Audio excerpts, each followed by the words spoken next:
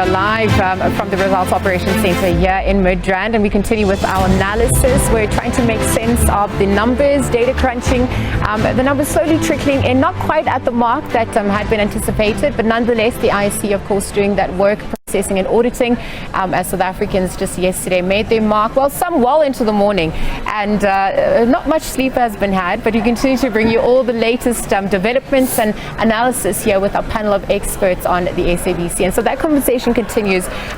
In fact, I'm going to be joined by political analyst Dale McKinley as well as Dr. Imraan Buccus. They are now in studio, and we continue with the conversation. We heard some of the sentiments being echoed. Just we're at the threshold now, 41.12% of the total ballots being counted. And Dale, you earlier on also wrote a rather interesting article about the key takeaways from the electoral terrain.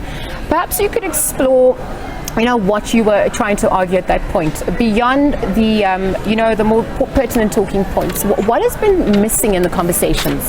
Sure. So what I was arguing was that we've talked about the ANC losing its majority. We've talked about the plethora of political parties. We've talked about MK, all these key takeaways. But the two things that are a bit uncomfortable to talk about, which have not really animated much of the conversation.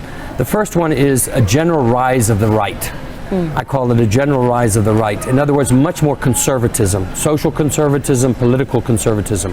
If we see the parties that are coming up, and particularly the breakaway parties, most of them would be considered to be center-right, if not to the right side of the political spectrum. Even though a party like MK would classify itself as being on the left, I would argue that most of its positions are not at all that case. So I was making argument that what South Africa's elections show is what is a global trend. Yes. We see it across Europe, we see it across the United States, we see it across a whole range, which is the right wing or rightist politics and social conservatism. What I mean by that is where the celebration of patriarchy, of gender discrimination, of a range of different kinds of the rise of the religious right, evangelical Christianity in particular, and particularly against women. So this is, I think, a phenomenon that we don't want to talk about so much in South Africa, but is a reality. The second trend is what I call the let me pause there actually and bring you, Dr. Buccus, into the conversation. How would you like to weigh in on these observations made by Dale at this point, from your vantage point?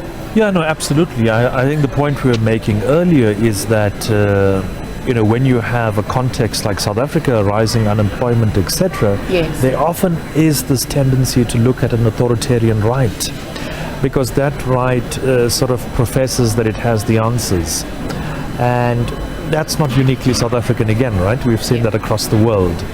But I think the other element that I'd like to add in the construction of what Dale is calling our right, or kind of authoritarian populism, is the ethnic element. So when you look at the Patriotic Alliance and when you look at MK, there's a very strong ethnic element. And that, like I was suggesting before, really compromises our democratic project, right? It's taking us backwards. We also have independent candidates, unfortunately, or one in particular that has been playing this card in KZN, a kind of ethnic card. So I think that for me are worrying tendencies that link to what Dale is talking and writing about in terms of right-wing populism. All right, thank you for those. We're going to continue the conversation. I know the balls clocked off. 41.12% is the complete number of votes out of a total of 5,383,972. I'm just giving those live numbers as they're coming in. We'll continue to unpack that article.